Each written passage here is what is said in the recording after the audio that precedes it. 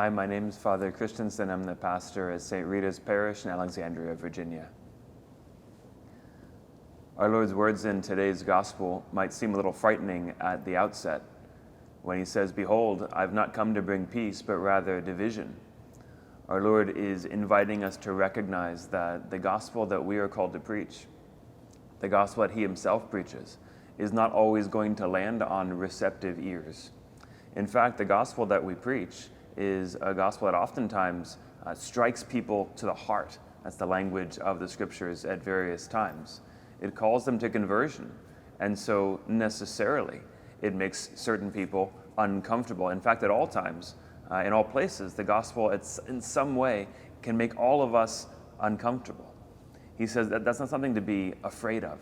That's not something that should cause us pause or keep us from preaching the gospel in any kind of way at all. In fact, our Lord is pining, is yearning for this gospel to be totally preached. He knows how it's going to end for him. He knows that it's going to lead to his crucifixion and to his death, and ultimately to his resurrection.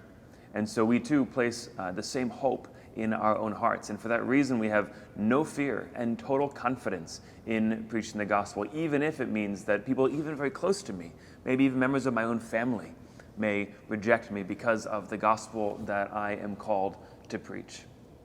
So your challenge this week is not to be afraid to preach the gospel to someone. Not to be afraid. Very simple, your path and your means. First and foremost, I want you to pray for this person who you're called to preach the gospel to. Second, I want you to offer some sacrifices for this person, to put yourself on the cross with Christ in order to aerate the soil and to prepare the seed ground. And third, I want you to preach the gospel. Pick someone, pray for him or her, sacrifice for him or her, and then preach the gospel.